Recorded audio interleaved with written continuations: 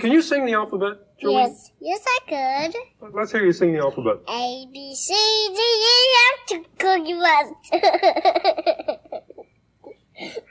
You're not singing the alphabet. A, B, C, D, E, F, G, H, I, J, K, L, M, N, O, P, Q, R, Cookie S. Monster.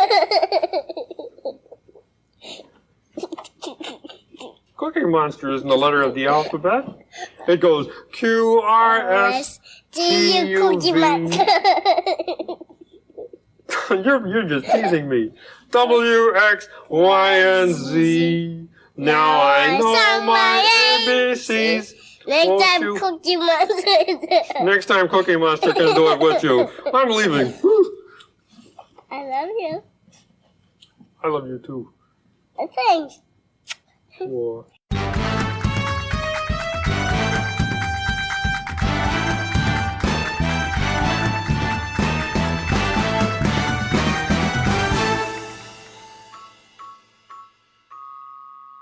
Hi-ho, and welcome once again to a feat of lunatic daring, the most sensational, inspirational, celebrational, muppetational podcast about Jim Henson and the Muppets. My name is Chad, and the letters of the day are N and J for Nick Jackson. Nick, have the sunny days swept your cares away? The sun's red outside, so I'm going to say no. But I like the idea of them doing that. We're still dealing with some of that wildfire smoke in Northern California. So, this is a feat of lunatic daring. We're a podcast about the Muppets. I forgot to do this last week, so I'm going to go ahead and get it out of the way now. Social media, at Lunatic Daring on Twitter, Facebook, and Instagram, and lunaticdaring.com, where you can check out our sources list, the things that we're using to write this show, and also a watch list, so you can watch along with us. I don't want to delay anymore. Let's just do it. Let's do it.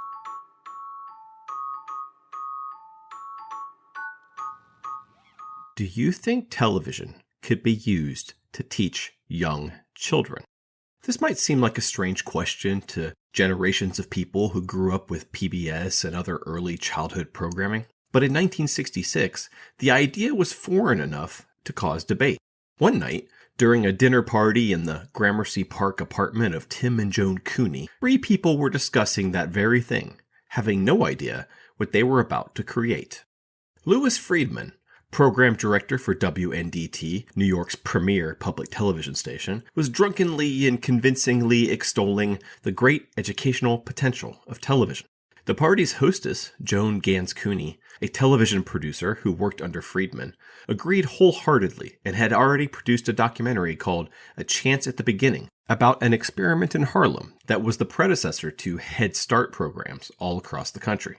The third in the discourse was Lloyd Morissette, an experimental psychologist who also happened to be a vice president at the Carnegie Corporation, the foundation created by millionaire Andrew Carnegie in 1911 to support the American education system. Lloyd had a personal story to tell. Our older daughter, Sarah, was born in 1962, and when she was about 2 to 3, that'd be 64 or 65, I would come out on a Sunday morning when we typically slept a little later than usual, and Sarah would be in front of the television set in the living room watching the station identification signal. She'd been there a while, it seemed, cuddled up in her pink pajamas, draped in her favorite security blanket. The famous Indian head test pattern that stations had been using since 1947 was not made to entertain. Sarah wasn't watching. She was waiting. Eventually, and at 3 years old it could have felt like 2 seconds or an eternity, the pattern would go away, and the television shows would start, and she wasn't going to miss a second of it. As a parent, Morissette had been concerned by what he had seen. As a psychologist, he was intrigued. Near the end of the night, he asked Joan a simple question and got a simple answer. The exchange would bond them together for the rest of their lives. I said, Joan, do you think television could be used to teach young children? And I said, I don't know. I'd love to find out. The question stuck with Cooney. Was it possible? She thought the current state of children's programming to be miserable. On one hand, there were the non-nutritional cacophonies of loud noises and poppy visuals, designed to sell toys and keep children hypnotized and quiet and out of mom and dad's hair for a damn minute. On the other were the actual educational shows, boring and droll. More classroom simulators than actual television entertainment. The true question wasn't could TV be used to teach children, it was how. Cooney decided to find out. In 1967, Joan took a leave of absence from WNDT, with Freeman's blessing, and, funded by Morissette and the Carnegie Corporation, began her study. For months, she traveled across the US and Canada, interviewing experts in child development, in education, and in television, with the intent of creating a feasibility report. Was it possible, and what would it take? The resulting document, 55 pages in length, was entitled The Potential Uses of Television in Preschool Education, in which I laid out not only what people had said, all of them to a man and woman were supportive of the idea of a television show to teach children, even though no one knew if you could do it. But I knew because, as I said in the study, they're singing commercials all over the country. Why can't you teach them something else? It didn't seem to me that you really had to set up this highly scientific study that we were going to set up to show that television taught. We knew it taught. So I turned in and I suggested in the report a show something like Sesame Street be created. I even talked about what the components would be in it and so on, some of which found their way into the actual show. What follows is a complex, windy narrative about how Joan's 55 pages resulted in the creation of the Children's Television Workshop. It's about fundraising and grants and all sorts of stuff too complicated to get into here, and I'm not really sure I understand all of it. If you want the nitty-gritty, check out Street Gang, The Complete History of Sesame Street by Michael Davis, and Sunny Days, The Children's Revolution That Changed America by David Camp. They do a much better job at explaining the political and financial machinations involved. Nevertheless, when the dust cleared, the Children's Television Workshop was formed, its sole purpose being to develop this new type of children's programming. It was funded by the Carnegie Foundation, the Ford Foundation, and the federal government. After a lot of hemming and hawing, and a fair bit of sexism, Joan Gans Cooney was named its executive director. She had been given $8 million to produce 130 episodes of television. It would take another 18 months to get her brainchild on the air. The first thing Cooney did was hire producers, all of them alums from the still-on-air Captain Kangaroo. John Stone, the writer whose drunken resignation from that program was legendary, was to handle the writing, the casting, and the overall structure of the show. He would be the show's chief creative voice. David Connell was brought on to executive produce, although there was still some beef between him and Stone from their Kangaroo days. After a semi-successful détente between the two men, Connell came aboard the show, placed in charge of production. If they were going to make 130 episodes of this show, on time and under budget, they needed someone who could handle that volume, who could keep their eye on the ball today, tomorrow, next week, and next month, all at the same time. If anyone could do it, they knew it was David Connell. Her third hire was Samuel Gibbon, who at first said no. He was done with children's television. But in the aftermath of the assassination of Martin Luther King Jr., Gibbon felt the need to give back to the world, to put something good out into it. He called Cooney and accepted the job. He would become the chief liaison between the creative team and the research team, which was headed up by their educational director, Gerald Lesser, a Harvard professor and one of the few prominent academics researching the relationship between children and television. Lesser organized a series of 5 3-day seminars, where the writers and the producers and the educators and professors and sociologists and executives met in an attempt to suss out the curriculum and the methods of the new show, which at this point was called the Preschool Educational Television Show. Later, several of those involved would credit these seminars for the success of the preceding show, even though they could get a little contentious at times. By putting all these people together and hashing it out, both groups, the educators and the entertainers, could contribute to and ultimately agree upon a vision for the show. They may not have all been on the same page, but they were reading the same book, and the story was clear. The show would be aimed at underprivileged children, ages 2 to 4, who might not have had the advantage of preschool programs. It would teach the alphabet, numbers, and basic concepts like, This is near.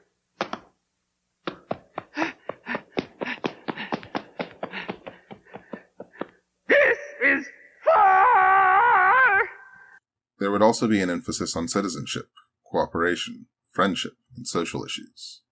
It would feature a diverse human cast, and a focus on reaching low-income and inner-city children first and foremost. During one session, Joan Cooney was alarmed when a tall, hippie-looking, bearded man quietly entered one of the meetings and sat in the back. I whispered to Dave Connell, "How do we know he's not here to kill us?" Cooney recounts. Connell told her it wasn't likely. "That's Jim Henson." Joan knew who he was, of course, and why he was there. So they said, "This is who we want as a puppeteer. We want Jim Henson." I said, "You think we could get Jim Henson?" Oh, jaw dropped. And John Stone had worked with him at ABC on some fairy tales, Cinderella and one other. And John said, we can talk to him. And I don't know if all three of them approached him or just John or John and David, but in any case, it took some talking to him. If they couldn't get Henson, Stone said, they should make do without puppets. One night, late in '68, John Stone was watching television when he caught a public service announcement that started with the message, "Send your kid to a ghetto this summer." The spot was sort of a satirical travelogue of an inner-city neighborhood, highlighting the ghetto's less than stellar facilities and contrasting them with those in the more upscale parts of town. It implored the citizens of New York to give a damn about the children of Harlem, and it ended with kind of a bleak message. You don't want your kids to play here this summer? Then don't expect ours to. Then it hit Stone, like a pile of stones. Quote, "For a preschool child in Harlem, the street is where the action is. As often as she is not, she is housebound all day while her mother works. And from the vantage point of her apartment, the sidewalk outside must look like utopia. Outside there are kids hollering, jumping double dutch, running through open hydrants, playing stickball. Our set had to be an inner-city street, and it had to be a brownstone, so the cast and kids could stoop in the age-old New York tradition, sitting on the front steps and watching the world go by." End quote. There was still the matter of the name. It didn't come quickly. No one liked any of the ones they could come up with, so they picked the one, according to Cooney, that was the least bad. This is a show for kids, right? Yeah, that's right. Yeah, for kids. How's about we call it the Little Kiddie Show? Well, I don't know. That sounds all right. I like it. Yeah, But we ought to say something about the show, telling it like it is. Yeah. Maybe the Nitty-Gritty Little Kiddie Show. Yeah, that's not bad. You know, I like that, you know, but little kitty can mean any child up to the age of 7 or 8. Now, I think we should aim this show right at the preschooler. Well, then, how about the Itty-Bitty Nitty-Gritty Little Kiddie Show? That's Like not that? bad. Like that? Despite being worried that young children would have a hard time wrapping their developing tongues around it, they went with, These kids can't read or write, can they? No. Then how's about we call the show Hey Stupid? no, they went with Sesame Street. John Stone didn't like it, but later said that he had been outvoted, and for that he was deeply grateful. Also brought on, at Stone's suggestion, was songwriter Joe Raposo, who became the show's musical director. The theme song that he would write for the show, with some lyrical help from John Stone and a guy named Bruce Hart, in one form or another, has opened every episode of Sesame Street for 50 years. And nearly every Sesame Street song, stuck in the back of your memory, that you'll never be able to shake, Joe wrote those too. Stone took care of the casting, under the dictate to hire a diverse ensemble. The possible actors to play the street's denizens were tested alongside real kids to see which ones they reacted to. Will Lee was hired as Mr. Hooper, the grumpy grocer. Bob McGrath would play Bob, the affable music teacher. Susan, the stay-at-home housewife, was to be played by Loretta Long. And the role of Gordon, a teacher who would act as the show's host, would go to Garrett Saunders. Lee and McGrath were both white, while Long and Saunders were black.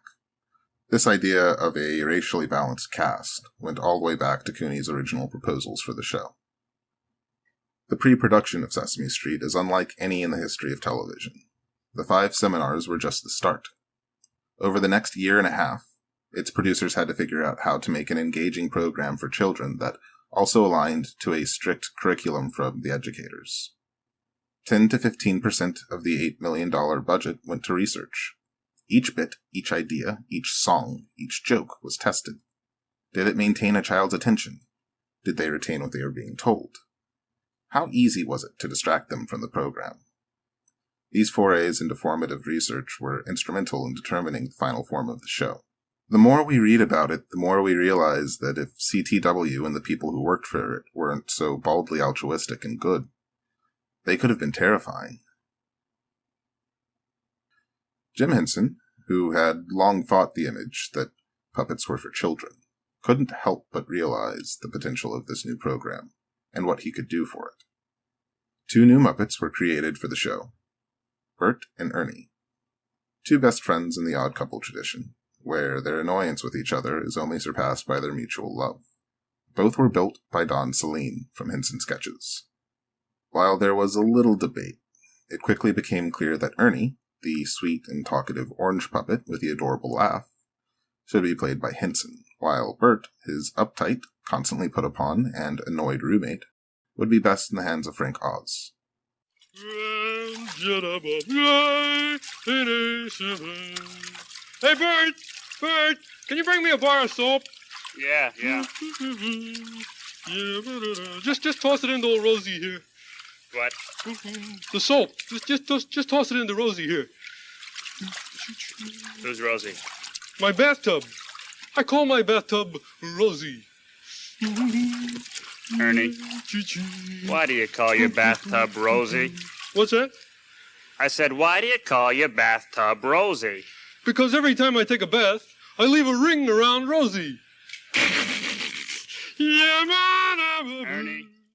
Henson was also tapped to create animated segments for the show, something he had been experimenting with since the 50s, and had recently shown success with in his Oscar-nominated short film, Timepiece.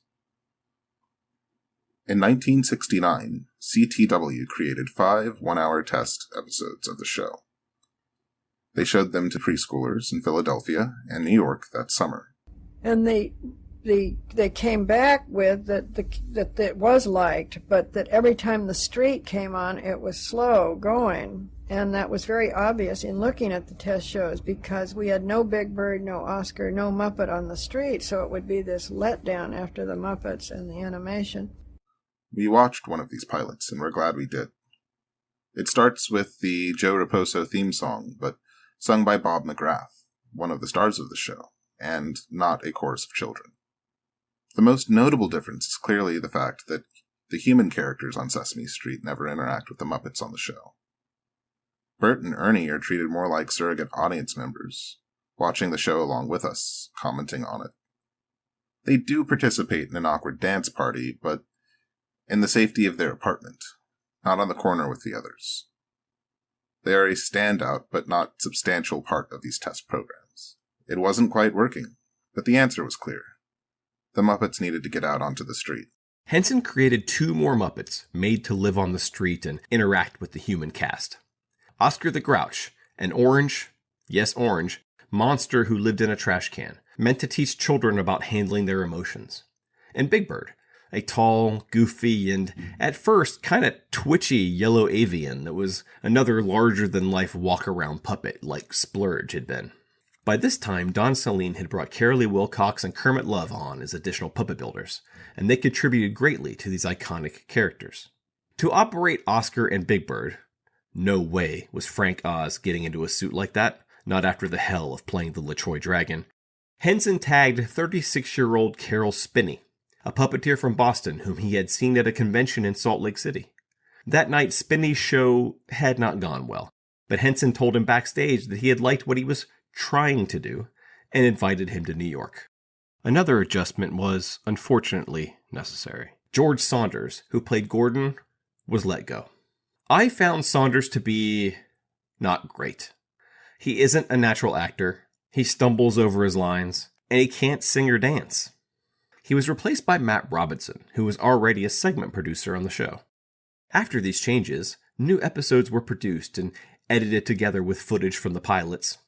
On November 8th, 1969, This Way to Sesame Street, a 30-minute preview for the show, aired on NBC.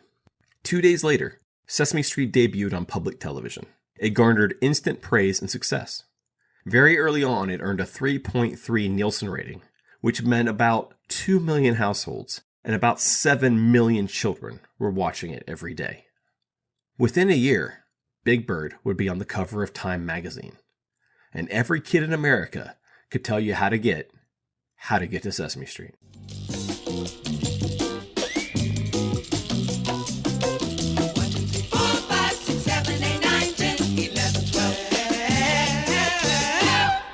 Did you grow up watching Sesame Street? I did. I remember like my earliest memory of pajamas was like a Cookie Monster onesie.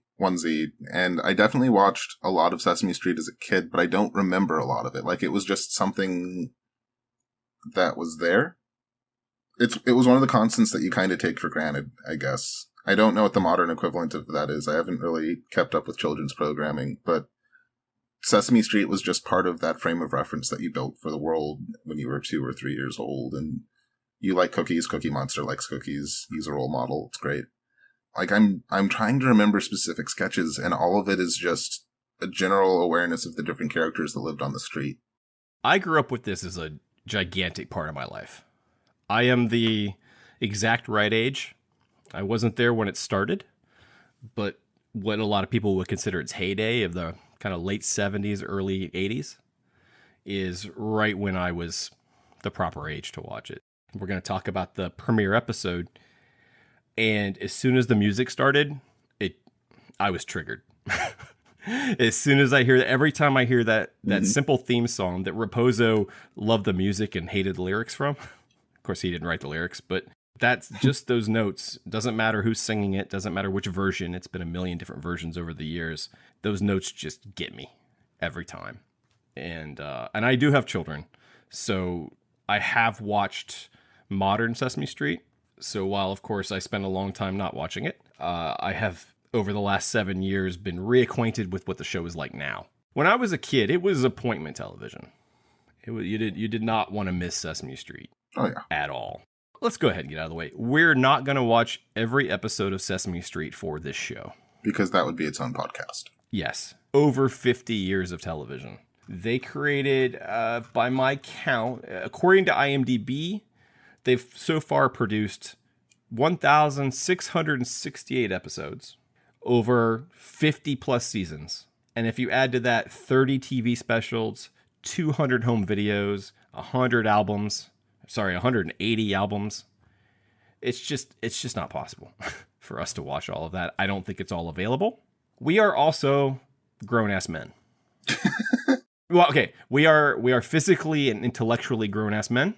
Emotionally, to be determined. Yeah, that's my story, and I'm sticking to it. Sesame Street was not built for us. It was designed to be appealing for children and not have the adults want to kill themselves, but it's still for kids. I would also say it's also still happening. Like, the story isn't finished, and there are just... We don't have the capacity to do it. It's just there's not enough time. It would derail the entire show.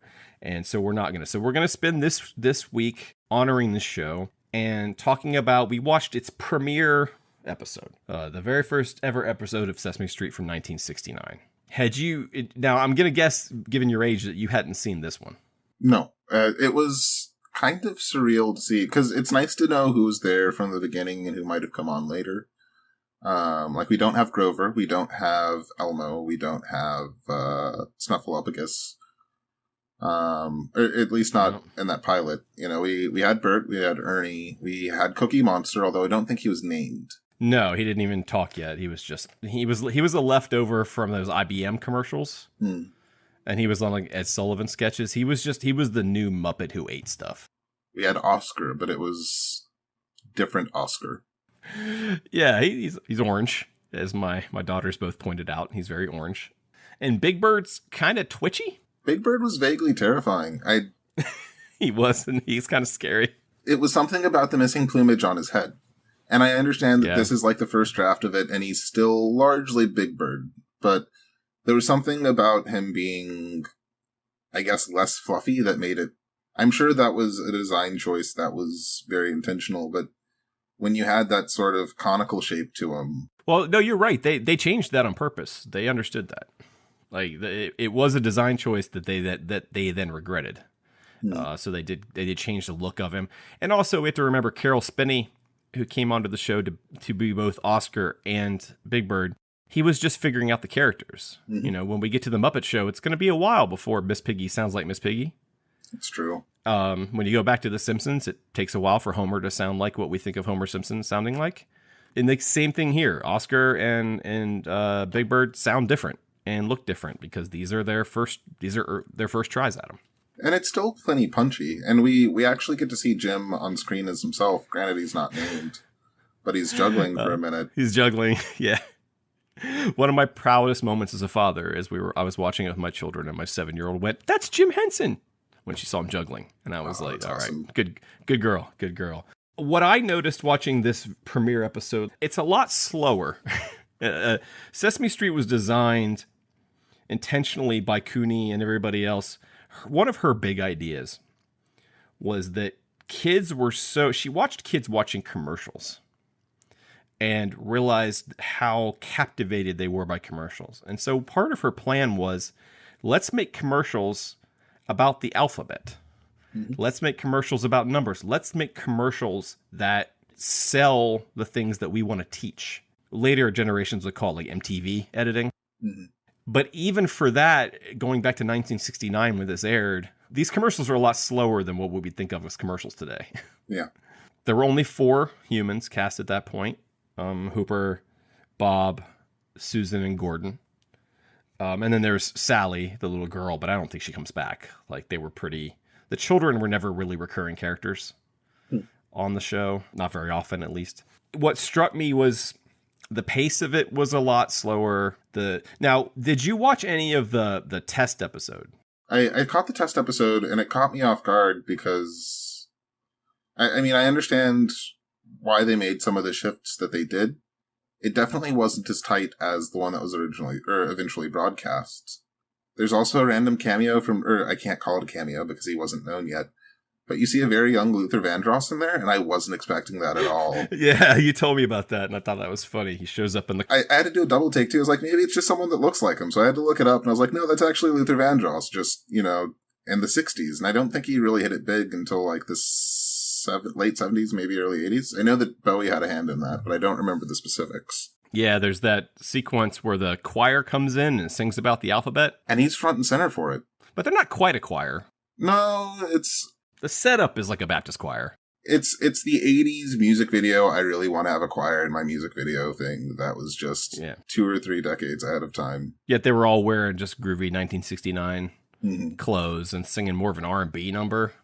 They did use that stuff. They did use that footage later on in further episodes. One thing that Sesame Street never did was waste a foot of film. Which is impressive. Well, if you even noticed in that first episode, it repeated part of the strategy of the show early on was repetition. I was going to ask about that, actually, because it seems like it would be, if they're trying to reinforce lessons, it makes sense to repeat. But they would always frame it. There was an understanding of, I don't want to get too theoretical, but diegetic positioning in terms of where the kids are going to be viewing things from, and if they are supposed to be identifying with these characters, or if there is someone who's intended as something of an audience surrogate, you have to see them interacting with what they're observing, instead of just being like, we're going to watch this now. A lot of these jingles, just like with a commercial or a TV theme song, these jingles are stuck in my head. The way to count to 10, the way to say the alphabet, the way you say your alphabet. These things are kind of drilled into you through Sesame Street through the repetition. Now, I'll say in that test pilot, I think they went overboard. They showed some things like 4 or 5 times. I think they did a couple of them back to back, too. Yeah. They were working with psychologists and trying to find a way for the experiment to work. So the only way you're going to do that is by iterating. It makes sense that it took the form that it did and that it was as successful as it was, because I can't think of another show or movie that had that kind of scientific approach to relating to its audience. There are a lot of other ones that will bring in all sorts of technical expertise or anything else, but usually you've got someone with a singular vision who's trying to push it in a given direction. Test groups and focus groups are part of television in general. But it's not... Not like this. Yeah, not like this. Like this is it feels weird to think of it as like a unified front, but it kind of is. Like, there's a very clear objective as opposed to just seeing what's going to stick. Like, that objective is going to be there. Whereas my understanding, and I admit it's a limited understanding of your usual test case thing, is just being like, we want this to sell. How do we sell it? Yeah, but that's not what this was. No, they wanted people to be immersed and they wanted people to retain. And that focus on retention, I think, is very key. Because when we think about our favorite jokes or stories or songs, there is something in that that makes us want to remember. And that's not necessarily the same thing that gets you to the thing in the first place. It was researched within an inch of its life. They made mistakes. They took them back. One of the more famous bits, and I remember it from when I was a kid, is when they would get to the end of the number segment and the man would come out and say, like, 3 birthday cakes.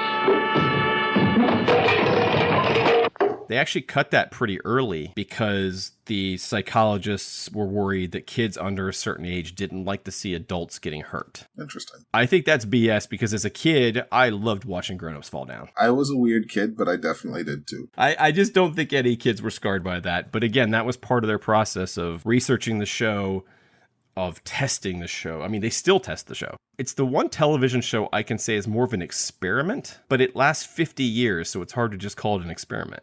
What would you classify that as? I don't know. It's a unique thing. It really is. 8 raspberry pudding desserts.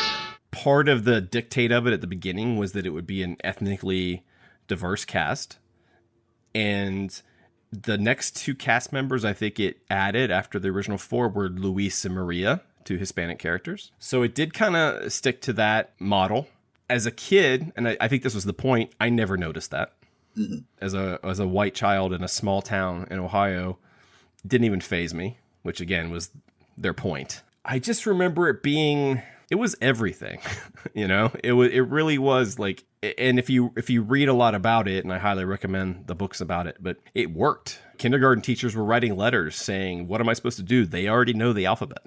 Well, you also touched on something that we hadn't really seen in the same way from Henson up until this point, which was the degree of merchandising. Sesame Street merchandising took off. There was a certain ubiquity to it by the time that I was of the target age range, but even then I'd see toys that I knew were old that had all sorts of my favorite characters on it, and little jingles or noisemakers or any number of other things, and it's always pushing that educational thing forward. But the difference is you take it from your screen and you keep it with you. Except for Tickle Me Elmo. I think that one was just kind of terrifying. That could be a whole podcast on Tickle Me Elmo. One of the things about this show was that Henson was even though he was very adamant that Muppets weren't for kids, this was a children's show, and he knew that. I mean, he was already careful about merchandising his characters. He had done very little of it before this, right? For Sesame Street, he had struck this deal with Children's Television Workshop. He owned all of the characters, but they had the exclusive rights to use them. So while Cookie Monster and Count Von Count and Sherlock Hemlock or any of the other Sesame Street Muppets, while they were Henson owned, they could only be on Sesame Street. And so when it came to merchandising, what happened was Henson, well, first of all, the first thing he did was he quit doing commercials. Mm-hmm. The commercials ended when Sesame Street started because he did not want to conflate the Muppets with selling. You never know what they're going to be selling, whether they're selling meat or cigarettes or whatever they're selling on the side. He didn't want those two things to be conflated, so he cut off basically the Muppets Inc. commercial train. Instead, they embraced the merchandising. So the deal I believe they came to was that Henson Associates at the time, HA, as he liked to call it, was still retained the rights and control over the merchandising, but they split the money. And as time went on, CTW got less and less money from the government, especially during the Reagan years, shockingly, but they were able to survive on merchandising. That was one thing about Sesame Street toys. While it could feel commercial and crass, it wasn't. The toys, all that money was going to make the show. This show was a major shift for Henson. The leaving the commercials behind, the embracing of merchandising, and just the scale of it. Nothing that they had done was anywhere close to how popular this was. He may not have known it when they started it, but they became famous so fast and created a great number of puppets for it over the years. And what I find most astounding is I don't think Frank Oz stopped doing it until like 2008. Henson was like, when Henson died, he would still go in several times a year to do Ernie. Like this started in 1969. These guys stayed on it for 20, 30, 40 years because they were that dedicated to the show itself, to the mission of the show. So the Gordon on this is played by Matt Robinson, who is not my Gordon. He was only in the show for 5 or 6 years, I think. And then another guy took over, and that's the Gordon that I grew up with. We meet him, and it's a very kind of, it really does feel like a pilot, right? Yeah. You've got the audience surrogate. We're going to go around and meet all of the characters. Yeah, one at a time. Sally, you've never seen a street like Sesame Street. Everything happens here. You're going to love it. They're play games. You say, hi, Bob. Hi. Say hello to Sally. She just moved into the neighborhood. Hi, Sally. How That's are you? Bob. Nice to see you. And that- Greetings, my friend. That's I'm Mr. Hooper. Oh, Mr. Hooper. Here's the dime for your paper. Thank you. See, come here, Mr. Hooper. Come here. Say hello to Sally. Hello, Sally. Sally's new. She just moved to the neighborhood. Welcome, new Sally. That's Mr. Hooper. He runs the store. Come on, I want you to meet Susan. Susan? We've established our lead as a teacher, just to sort of drive that home a little bit more. Yeah, one thing to know, Susan, Gordon's wife, was originally a homemaker. And over the course of, I think even just during the first season, they heard from NOW, the National Endowment of Women, and Susan eventually got a job. The thing about Sesame Street that I find fascinating is because it's this combination of, well, because of the federal money and because of its mandate to educate, there's almost like a purity test you have to pass for Sesame Street. So Kermit the Frog was on the first season. He was in this episode. So that's one Muppet we forgot to mention, right? Mm-hmm. Kermit has a couple of bits. He has one with some characters, and then he has a wrestling match with a letter W. They had the pre-named Cookie Monster W that kept turning into different letters, and then there was a reprisal with Kermit and the W talking about different things. Yeah, and then he ends up W for wrestling, and he ends up wrestling it. Back a few years ago, of course, Jim had made Hey Cinderella with Tom Whedon writing and John Stone writing. John Stone, of course, went on to direct Youth 68 with Jim, but Hey Cinderella didn't come out. So Sesame Street happens, and they use Kermit because he is one of their most popular Muppets. Because of the success of Sesame Street, the network that had Hey Cinderella pulled it off the shelf because we go, hey, we got something Muppet, and they put it on the air. To Henson, he immediately thought, I have to take Kermit off the show because now Kermit is a commercial entity. Even though Hey Cinderella, it wasn't like Hey Cinderella was like, the Super Bowl. I mean, it wasn't a huge hit or anything. But in his mind, and probably in Cooney's mind as well, when Kermit's doing a television show, he's selling things. Even if he's not technically, but the commercial breaks. The show is selling things. Oh, yeah. He exists as a brand after a certain point. Right. And they didn't want to associate that with Sesame Street because they wanted to keep this idea of it being pure, educational, non-commercial, government-sponsored. So as you'll see, Kermit actually disappears for the whole second season. He comes back in the third season for a few episodes, and he'll kind of be sprinkled in every once in a while for a few more years, but never as a regular again. Always kind of as a guest star. It's just funny to me because it's full circle, because it starts with Hey Cinderella. Sesame Street might not have happened this way if Hey Cinderella hadn't happened. It's just this kind of big Ouroboros loop that ends with Kermit getting kicked off of Sesame Street. He lands on his feet. He lands flippers, I guess. Just fine. But yeah, we don't see a whole lot of one thing we talked about before in the original pilot presentation is that the Muppets don't interact with the humans. I mean, there's only 2 Muppets in the presentation, right? Yeah, and it reminds me as a parallel, and I guess we couldn't really not mention Mr. Rogers' Neighborhood would always make a very clear distinction with the Land of Make-Believe. Yeah, so you have to get on the trolley. Yeah, the puppets there are always known as something fictional, whereas Sesame Street wants to be more immersive. And it's not just from a positioning standpoint, but everything about that street, everything about the world that those children would exist in is supposed to invite and sort of open you up to what you might not necessarily be able to gain access to if the target audience is preschool-age children who don't necessarily have the means to go to preschool. Well, did you notice in the pilot presentation for the opening number, for the opening theme, on the show itself, on the premiere, it's a bunch of kids playing and stuff and running around. But on the pilot presentation, it's just 2 kids. I'm guessing like a brother and sister holding hands, And they're literally walking through New York asking people how to get to Sesame Street. So they're actually like working their way through the city, and they'll stop someone. You don't hear what they're saying, obviously, because the song's playing. But it's actually the journey of these two kids, which is something I guess they abandoned, that kind of more literal translation of the theme song. Listen, we're talking a bunch of, I'm going to call them get out liberals. It's kind of what they are. They would have called themselves like Kennedy, New Society, Kennedy Democrats, which they were. They meant well.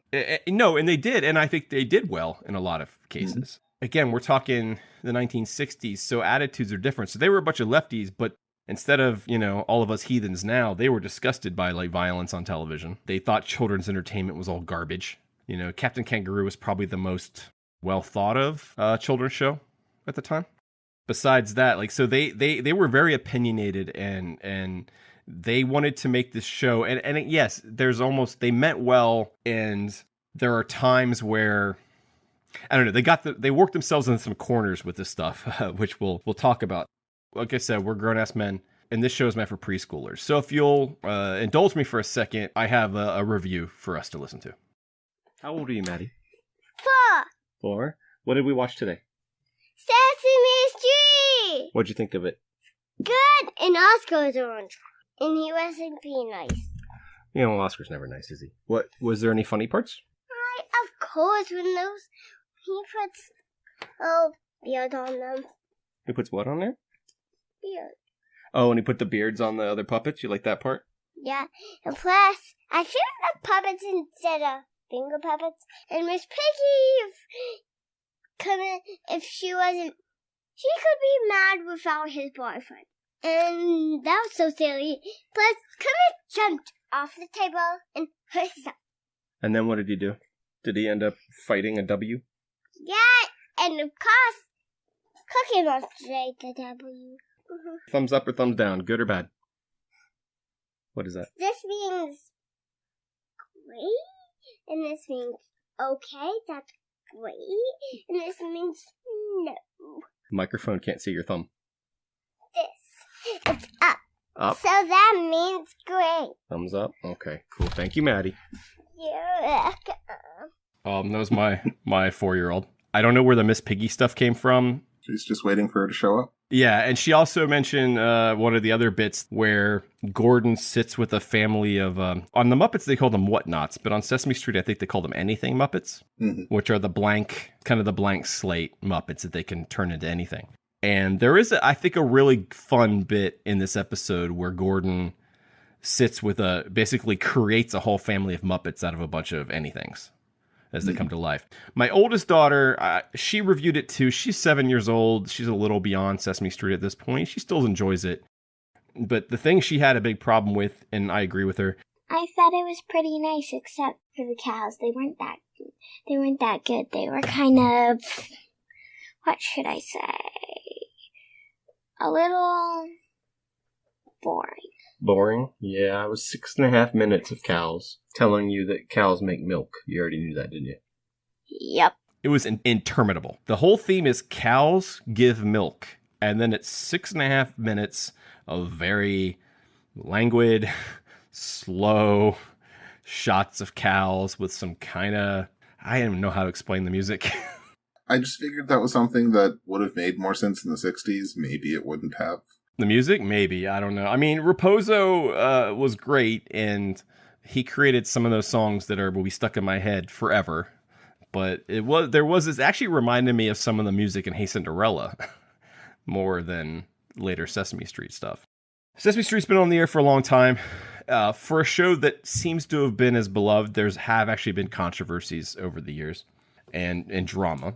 I want to talk personally about one that's important to me because the episode of Sesame Street that stands out most to me is episode 1839, which aired November 4th, 1983. In 1982, Will Lee, who was the original cast member of the show who played Mr. Hooper, died suddenly. The producers of the show weren't sure what to do about that. Mr. Hooper had been a part of the show forever, and so they did it the Sesame Street way, and they brought in child psychologists and sociologists and things like that. And they brought in people to give them advice on how to handle this? Do they ignore it? Do they replace him? Do they just say Mr. Hooper's gone away? He retired. But instead, they decided to attack it head on. November 24th, which was Thanksgiving Day, they wanted to make sure by having it be on Thanksgiving Day that there would be family members there with them. They had Big Bird, who's the child surrogate on the show, learn about Mr. Hooper's death. Where is he? I want to give it to him. I know. He's in the store. Big Bird? Hmm? He's not in there. Oh. Then where is he? Big Bird, don't you remember we told you? Mr. Hooper died. He's dead. Oh, yeah. I remember. Well, I'll give it to him when he comes back. Big Bird, Mr. Hooper's not coming back. Why not? Big Bird, when people die, they don't come back. Ever? No, never. Why not? Well, Big Bird, they're dead. They can't come back. Well, he's gonna come back. Why, who's gonna take care of the store? And who's gonna make my birds eat milkshakes and tell me stories? Big Bird, I'm gonna take care of the store. Mr. Hooper, he left it to me. And I'll make you your milkshakes and we'll all tell you stories and we'll make sure you're okay. Oh. Well, it won't be the same. You're right, Big Bird. It'll never be the same around here without him. But you know something? We can all be very happy that we had a chance to be with him and to know him and to love him a lot when he was here. Yeah. So that at the end is Bob McGrath, who played Bob on the show, who of course had been on the show with Will Lee since the beginning. And by all accounts, they were barely holding it together. This is one of the more famous episodes of Sesame Street. I remember it very clearly. And this would have aired, this aired around the time that my grandfather died. My grandfather died in 1983, a little earlier in the year. So this episode this moment at least, is so, I actually think it's very important to my development. This episode. And it is the episode that taught me about death and about its finality and how it's okay to be sad and it's okay to miss the person. I don't know if you had ever seen this or heard this before. I hadn't, but it does remind me. I think it's something that I came across in like pre-show research into some of Jim Henson's life and his production philosophy, but he hated talking down to kids. Yes. It was something that I really respected about him is they might not have all of the terms to engage with certain concepts, or they might not have the frame of reference that an adult would or a teenager would or what have you, but that didn't make them unintelligent. Quite the opposite. They were more likely to directly engage with something if given a little bit of a boost to do so. Sorry, yeah, this episode was written by Norman Stiles, just to give him credit. He said it was one of the hardest things he ever wrote. And yeah, they were just advised, don't sugarcoat it. You know, like they made sure not to use. Notice they say die. They don't say pass away. Yeah, those euphemisms are more for the adults than the kids in question. Yeah. It seems like. Yeah, they don't use euphemisms. They don't dance around it. They're very clear. You can tell when you watch the video that the cast is all very shaken. You know, they're talking about their friend and their castmate. You know, here you have this children's television show that is supposed to, sweep the clouds away. But, this was a moment that happened to them, and they decided to express it, and they decided to turn it into a lesson. And I think it's a beautiful lesson. Carol Spinney does such a good job. We talked about how kind of twitchy and weird he was in the first episode, but this was 14 years later. He was established at this point. His performance as Big Bird in this scene is so good. The emotion was so written in the thing that the tears are real, and he said, Elena, who played a woman's not on the show, Olivia, Gordon's sister, she really lost it. But I said, but it's so sad. And she says, that's it. They were really bawling, and trying not to because cameras are rolling. And the show was the very first take is what we did. They said, look, we're all here, let's do it again. But the second one didn't have the same feeling. But he said, but he's the one who's always told me stories. He made me birdseed milkshakes. And they said, well, we'll do those. We'll tell you stories. And we'll always remember what a wonderful person he was. And so Big Bird says, I'm going to take this and I'm going to hang it by my nest so I can always see him. And it's hanging there to this day. And also imagine that he's doing it with his hand above his head to operate Big Bird's mouth.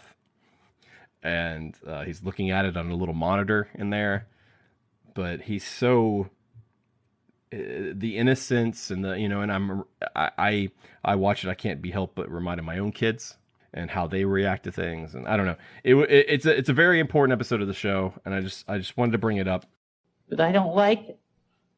It makes me sad. We all feel sad, Big Bird. He's never coming back? Never? Oh, I don't understand. Everything was just fine. Why does it have to be this way? Give me one good reason. Big Bird,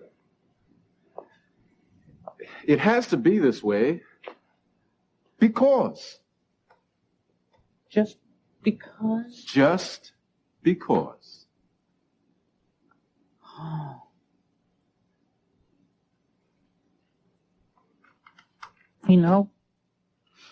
I'm going to miss you, Mr. Looper. That's Hooper, Big Bird. Hooper. Right. Sesame Street was aimed at, by these well-meaning, left-leaning white people. It was meant to appeal to an inner-city children, to underprivileged children. Because of that, the cast was diverse. The human cast was diverse. If you would have asked the Muppet crew, including Henson, in 1969, why they didn't have any African-American or black Muppets, he would say, we don't have any white Muppets either. They're green, and they're orange, and they're purple. And while that's true, they're still all culturally white, because they're all operated and voiced by white men. And so, early on, Matt Robinson, who played Gordon, helped create a character named Roosevelt Franklin. Yes, I heard somebody wrong. Somebody called me by both my names, my first name first and then my second name second. Yes, Roosevelt. We don't know the days of the week, and we know you know. Well, Scooby-Doo-Doo-Doo, I'll make a deal with you. I'll tell you the days of the week if you get together and get me a plate of string beans because you know I dig me some string beans. Well, I'll pick and I'll step right up.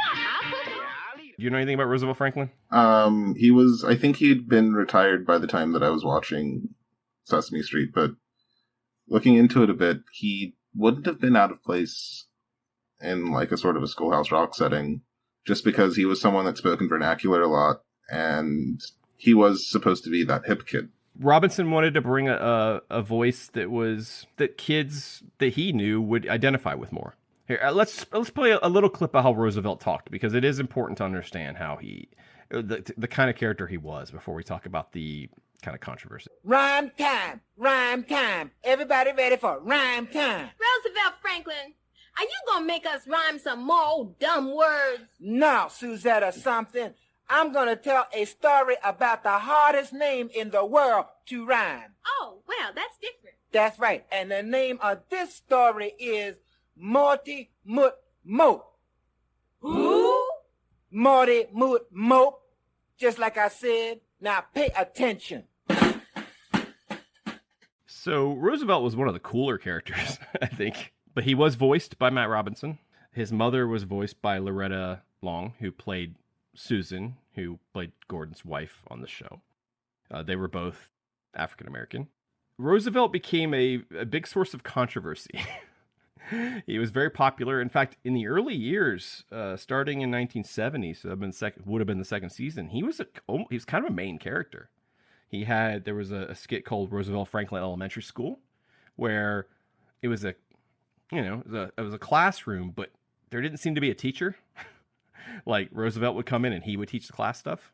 There's a really, really good episode where he basically one person in the class, he asks them if they know anything about Africa, and someone says, "I know all about Africa. I've seen Tarzan." And he then he sings a song, then he pulls out a map and he still sings a song telling you about a bunch of different things about Africa. He talked quote unquote hip. He was kind of the beat poet of the Muppets. Do you remember what happened to him? Why he went away? They retired him because some of the academics worried that him speaking in, I guess, dialect was setting a bad example for the kids that would be watching, which is a thorny and complicated topic even today. Well, as a white guy, I was planning on solving it today. That is a terrible idea, but I'm going to watch you do it. I'm going to solve black representation in media right now, Nick. I'm going to solve it for you right now. Cool. Yeah. Yeah. I will be at the funeral. It is a very... I'm going to miss you. It is a very tricky topic. It is, and I think that you can't really approach it without discussing things like code switching or why that would... Yeah. Why that's an emergent thing, right? The idea that there's one way to talk, or that English, the Queen's English perhaps, is the right way to speak, completely eliminates a lot of the basic ways that English works as a language, and just how much it steals from other languages, or the way that dialect, like localized dialect, will affect the way that, say, someone from Appalachia talks versus someone from Scotland versus someone from Belize or anywhere else. From Queens or something, yeah.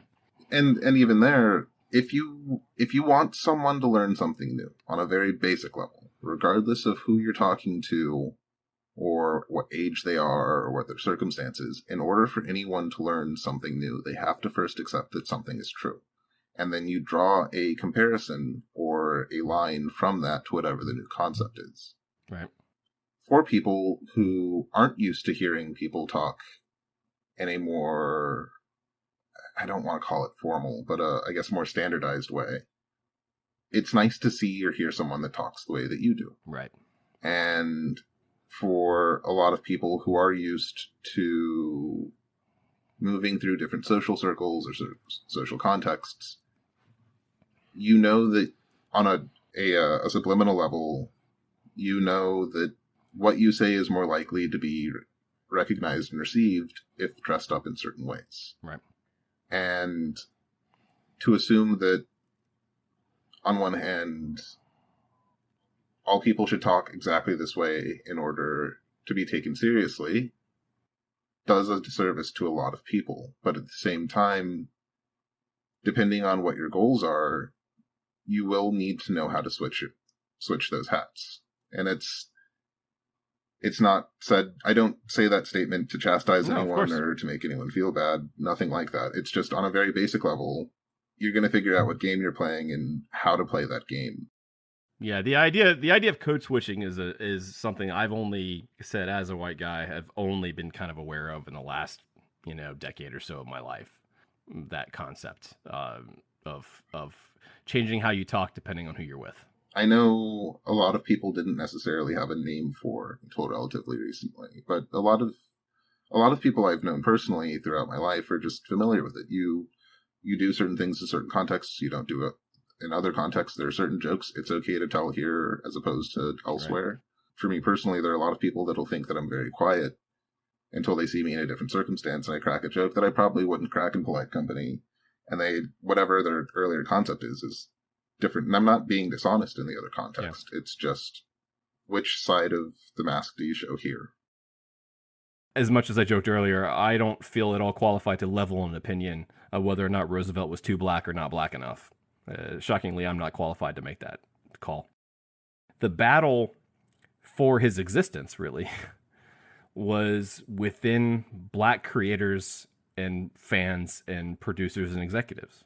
The person who created him and voiced him and wrote him was an African-American man, but the critics of him were also African-American, and there were critics that thought he wasn't black enough. Well, that's not something that would be limited to that subculture. That's going to be anytime you want someone to be representative, there's going to be someone that you're upsetting.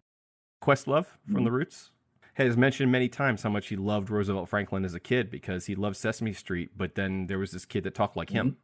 I think that's what Robinson was going for, and then forces kind of came together to, he basically got kicked off the show. He would make appearances here and there, but usually in reused material. Like we said, they would reuse skits all the time.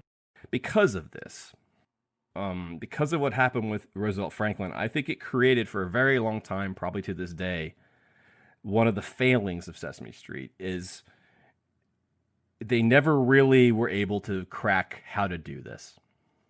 You know what I mean? They were never really able to crack how to do a black Muppet. They eventually had Rosita, the Mexican girl who spoke Spanish, and they would do it.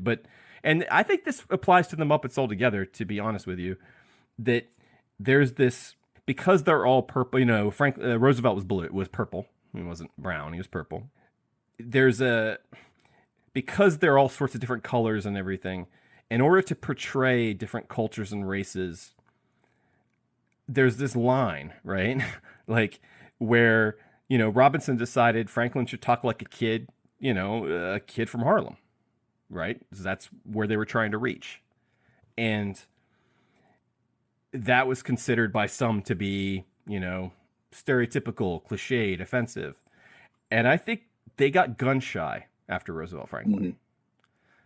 Because because it's kind of a rock and a hard place. And again, here's Cooney, she's running the whole show, and she's kind of, rightfully so, listening to the minority voices, that she's employed and that she's working with to try to suss this out. But I think it did create a failing in the show that it's hard for them to address. I mean, I asked my wife tonight, what can you think of a Muppet that when he comes to your mind is black? I'm forgetting his name, but I know he was a big one on Muppets Tonight. I think he was played by Clifford. Yeah. Clifford. He didn't come around till 1990. In fact, he was voiced by Kevin Clash, who was the first major, of course, black Muppet performer, and that's 1990. I don't know. It's an interesting subject to me because as a well-meaning Get Out liberal myself, I look at this and I don't know how to crack it. I guess so I'm not going to solve it tonight, but I don't know how you do represent someone of a different culture, from a different background or something, in this form, in these puppets that are by nature broad, right? These puppets are broad. They have broad characteristics. They have loud characteristics. Kind of, but I think my suggestion is kind of callous. The best thing you can do is make them a character. If you give them multiple dimensions, you're still going to upset people. And this isn't something limited to Muppets or cartoons or anything else like that, but just generally speaking, especially if there is a marginalized perspective or anything else like that, if you can make them a fully fleshed out and faceted character, and I understand that these are Muppets and it's a children's show and you're not necessarily going to go into what their core wounds or their tragic backstories are, and there's no one way for a given subgroup of people to manifest. So if you understand that, right, if you understand that, you understand that if I've got a singular character, some people are going to recognize aspects of themselves in this, and others are not. Or others are going to see perhaps an aspect of themselves that they would reject, and they are going to reject this character out of hand. One of the worst things you can try to do is make a squeaky clean, inoffensive character, because it's not going to, it won't be genuine. Roosevelt was a good kid, and he was a little rowdy, and I love him. That's the other thing that bothers me about this. Just personally, just selfishly, is I think he's really funny. But he's also he's pretty erudite. Yeah, he's real smart. He's teaching the class. Like he is one of the smarter of all the puppets they ever had on Sesame Street. He was Again, in the Roosevelt Franklin Elementary School sketches, he was the one teaching everyone the letters and the days of the week and in a map of Africa. Like, he was the one, he was the smartest one of the bunch. There are multiple layers to that as well, because he knew how to manage his class. He understood the personalities of all of the other Muppets in that room. And sometimes he would play them against each other, sure. But he was keeping step with all of the kids in that class. If someone who was very formal were to go into that class, they might not know how to handle it. But if you go to those scenes, the classmates have black voices too. Huh. Like, it's meant to be like a, lack of a better phrase, it's meant to be like an inner city elementary school, you know? And it's just I find it a fascinating topic that I don't think the Muppets have cracked, and I also think it applies to female representation as well. We had a terrible time when it now came at us about that too, and a lot of women's groups, that we had no female, and women, just mothers, that we had no female puppets. We now have Zoe, and we have Betty Lou, and we have Rosita, but they never have had the impact of the major male Muppets, and so be it. You know, Jim is Jim. Jim is not around anymore to kick around over this, and the issue seems to have sort of died down. If people want to know, there's actually the best Sesame Street album of all time. It's called The Year of Roosevelt Franklin, and it's a bunch of Roosevelt Franklin songs that Matt Robinson put together and created. And it's awesome. He's a cool character that kind of got left in the dust, and all Robinson was, I think, honestly trying to do was give young kids of color a Muppet that sounded like them. You know, Robinson did not stay on the show very long after that. I think it disillusioned him a little bit with the thing. I think Cooney regrets some of it. And like I said, I think it haunted them. I think they never quite got over Roosevelt Franklin. But they didn't stop with their, social justice warrior ways. Other thing I wanted to bring up before we get too far, or before we wrap it up, is something the Muppets did, or what Sesame Street did, was they started creating what I would call social issue characters. If anybody, now they're not the most popular characters, but I think the one that got the most press was a character named Cammy in 2002, who she only appeared on the South African version of Sesame Street. That's the other thing. Sesame Street is like airs everywhere, right? And there's different versions in different countries. But in 2002, she was introduced on the South African version, and she was HIV positive. And she was designed to be on the South African Sesame Street to help the children of South Africa better understand the AIDS crisis in Africa. Later, we would have Lily, who was homeless. Alex, whose dad was in prison. Abby Cadabby, who is the kind of fun fairy girl on the show. Her parents are divorced. Julia is a character that came on. She has autism. And see, I have two named Carly, but they're spelled differently. But there's one girl who's was dealing with addiction. Her parents had addiction issues. And then there was another one who was in foster care. And so over the years, they've done these. I don't want to. They're characters. They still, Rosita was an attempt to bring a Latinx character to the show, or a Muppet to the show. And again, that's what's part of the thing that's strange, right? Is the cast has always been diverse, but the kids aren't. Yeah, but the Muppets aren't. Yeah, like the human cast has always been that way, and the Muppets haven't been. But I just want to bring up. It's really cool though. I like this trend though, where they would just create these characters, to deal with some hard stuff. I mean, real quick, I got a clip of this is Alex talking about he's been asked questions about his dad, and here's what he has to say. It's just all this talk about my dad and where he is got me really upset. Oh, because your daddy's away? And you miss him? Yeah, but because of where he is, too. My dad's in jail. In jail? Why? I don't like to talk about it. Most people don't understand. Actually, I do understand what you're going through. When I was about your age, my dad was incarcerated too. He was? Wait, what's carcerated? And why was your dad in it?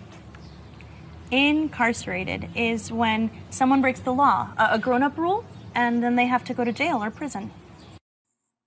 I think a lot of times things that we think are shocking to children are partially due to the way, like, there are obviously things that are super, super traumatic no matter how you dress it up.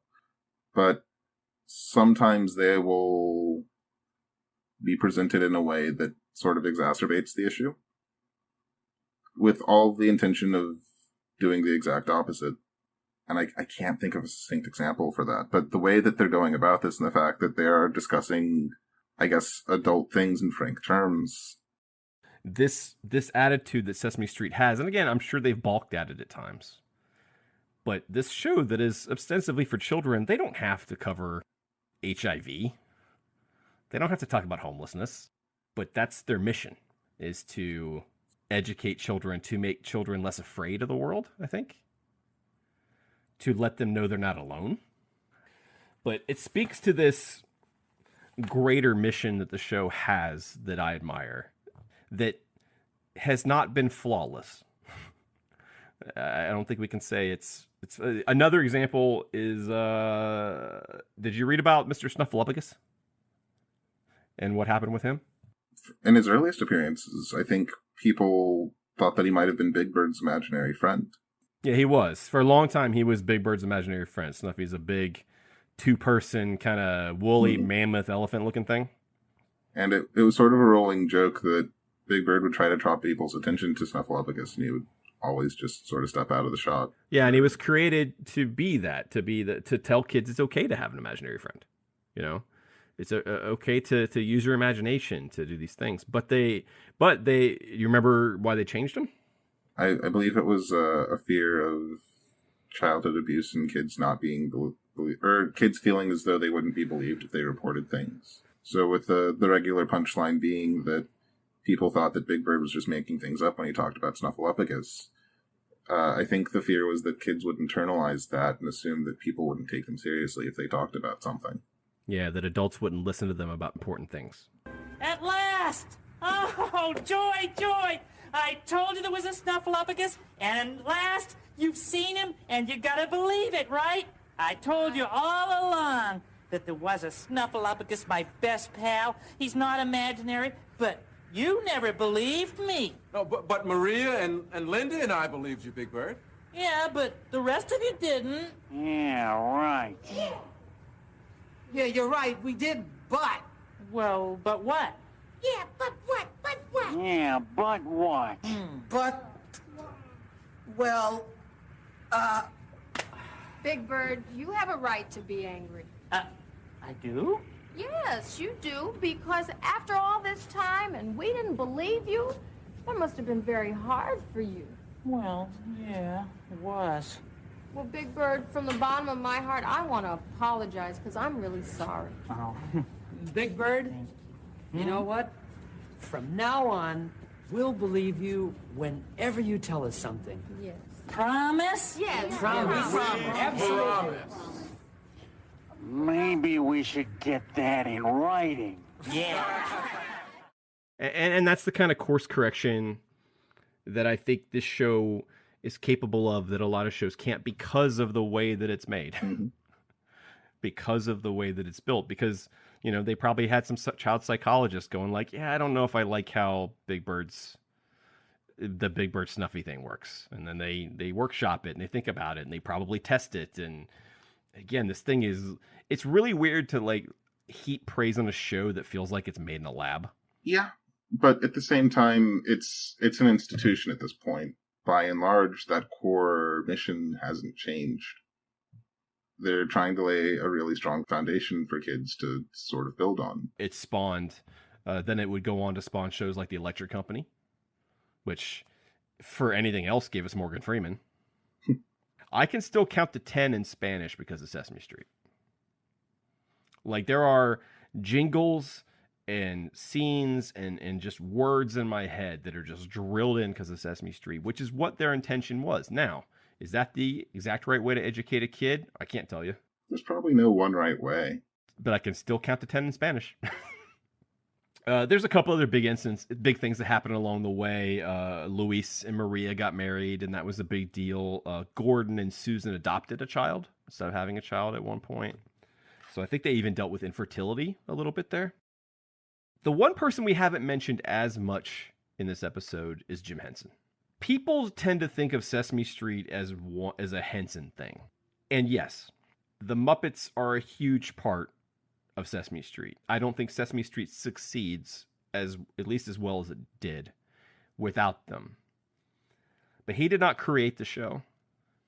This show is a creation of many people, but I think Joan Cooney is the person who deserves the most credit, who fought the hardest, who stayed with it the longest. She just retired not too long ago. I don't mind taking a little bit of a time out. It's still part of his story. But I don't mind taking a little time out to talk about this important show that he was involved in. But, they still had plenty of Muppets. You mentioned Grover, several monsters like Telly and Harry Monster, Guy Smiley, who's kind of Henson's salesman type character.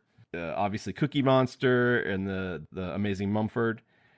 And then there's Elmo. Now when you were a kid, when you watched it, was Elmo on the show yet? I'm pretty sure he was. Yeah. Like he's always kind of been part of it, but I couldn't tell you exactly when he went in. Yeah, he didn't come in until the 80s, I think. But I think he's the 80s, or at least in his form. Lots of people performed Elmo, but Elmo didn't become a star until Kevin Clash took him. The thing, Elmo kind of became Sesame Street.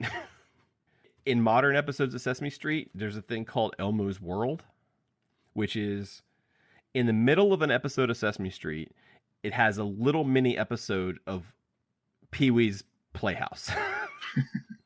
It's like a little episode of Pee-wee's Playhouse, not as weird or subversive, but a little episode of Pee-wee's Playhouse where Elmo gets kind of his own show in the middle of it. I mean, he has a talk show on Disney Plus, I think. Mm-hmm. I mean, I was too old by then to be watching it, but it became the Elmo show for a very long time. And Kevin Clash became, a huge star in the Muppet organization because of him. There was a little bit of controversy with him near the end. Although he still works for Henson. He worked on the Dark Crystal series. News, the Dark Crystal is not renewed. They're not doing a second season of Age of Resistance, and we're very, very sad about that. There are so many Gelflings. Yeah, I know, but Kevin Clash actually played Aughra in the new series. Interesting. My kids, as far as today goes, my children enjoy Sesame Street, but it doesn't enrapture them in the same way it did me. Maybe there's just more choices. There's a lot more that's probably significantly more flashy and trying to gain the kids' attentions too. Because I have to imagine a lot of children's programming isn't necessarily as focused on educating or laying that groundwork in the same way that Sesame Street is. There are some good ones. My kids really like Magic School Bus, which they've brought back actually new episodes of, and they really enjoy that. And that's a fine educational show. I think what you mentioned him earlier, but the other show that was happening at the same time was Mr. Rogers' Neighborhood, which could kind of like not be more different. Did Sesame Street? It's sort of the solo versus the ensemble. Well, it's also, Sesame Street was based on Cooney's, one of her, other than commercials, one of her big influences was the Laugh-In, the 1960s comedy show Laugh-In. I also see a little bit of Holy Grail in there, or not Holy Grail, so Flying Circus too. Mm-hmm. But just the way it cuts and the speed of it and the interstitials and all this stuff. And Fred Rogers was very slow. I don't think that had an adverse effect on the quality. Like, Mr. Rogers' Neighborhood, I could still watch today and be fine, but it is something that would sort of be relaxing, like The Joy of Painting or something. It wouldn't be... Well, Bob Ross is a whole nother thing. I want to do a whole Bob Ross podcast someday. I could do that. But I watch Bob Ross episodes. When things are getting a little rough in the world, there's nothing like pounding just a couple of Bob Ross episodes in a row and just kind of just hanging out with the happy trees. And it's just, his voice is so soothing, and I genuinely love that man. Fred Rogers was not a fan of Sesame Street. He thought it was too loud and too fast for children. When he looked at Sesame Street, he saw what Joan Cooney saw in the shows that she didn't like. He thought it was just more of the same. Although what's fascinating with Fred Rogers, though, is he also addressed social issues and real issues. He just did it in a more, sometimes actually more conspicuous way. Yeah, I think Fred really wanted you to see the scenes. Yeah. Sesame Street wanted everything to be completely immersed and integrated, and Fred wanted you to know where something began and something else ended. Well, there's the very famous episode of Mr. Rogers where I believe it was in the aftermath of Martin Luther King's death, where he had the postman. I think it's the postman on the show who was black. Yes, they washed their feet and the like pool together. That was his. He was was he a Presbyterian? I want to say yes. So, obviously the feet washing has some religious overtones to it as well. But what he was really just trying to say, he was trying to make his statement on race in the same way that Sesame Street had, but Sesame Street had just done it differently. However, they did make up, he did appear on Sesame Street for one episode. And so they kind of squashed, I guess, their beef. I don't think Sesame Street had any problem with him, but they were all people trying to do the same thing. Who is it? It's Mr. Rogers. Mr. Rogers, come in. Thank you, Big Bird. You came back. Yes, well, I wanted us to have a visit. We didn't get to know each other before. Wait a minute.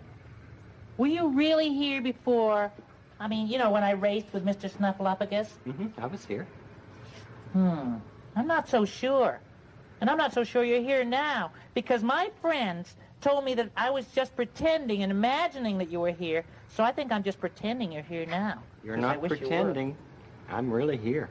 It was fun to go back and watch this very first episode. It was closer to the shows I grew up with than what my kids watch, but it was still detached enough where, again, it was that, it's the first episode. Like, I didn't come around for another 7 years. So they were in full swing by then, but it was fun to go back and watch this. This is part of Henson's rise. No, it's absolutely part of that. But this is the moment the Muppets go through the roof. 10 chocolate layer cakes. Sesame Street has been on the air for 51 years at the time of this recording. It's on HBO now, which, feels kind of weird, but the episodes still come on PBS. Most of the original characters, both flesh and felt, are gone, replaced with puppets designed to appeal to the latest generation of children. Look, neither you, dear listener, nor I, your humble host, had the time to walk through a half-century of Sesame Street. I hope you check out the books we mentioned, Street Gang and Sunny Days, and there are plenty of other resources out there if you want to know more about the show's history. We hope this episode holds its own in kind of a Cliff Notes version, but it is in no way the whole story. We're hoping this podcast will last for many years, with 100, 200 episodes in front of us. And we're going to talk about a lot of amazing things.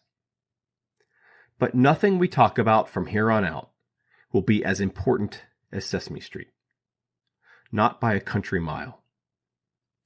It helped make me who I am today, and I am not alone. There are a lot of us. And for the record, 1, 2, 3, 4, 5, 6, 7, 8, 9, 10. Still got it. Sesame Street taught me that 40 years ago. Now you say it, and then let me say it, so I will make sure I understand, okay? 1, 2, 2, 3, 3, 4, 4, 5, 5, 6, 7, 7, 8, 9, 10. And I'll remember it till the day I die. Next time, frogs and frackles and elves. Oh my. Ready on the stump? Yeah. Okay. Here we go. I am somebody. I am somebody. I may be poor. But I am somebody.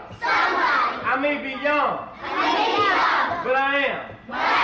Somebody. I may be on welfare. But I am.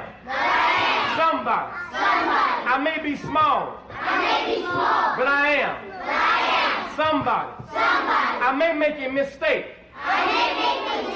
But I am. Somebody. My clothes are different. My face is different. My hair is different. But I am. Somebody. I am black. Brown. White. I speak a different language. But I must be respected. Protected. Never rejected. I am. God's child. I am. Somebody. Give yourself a big hand.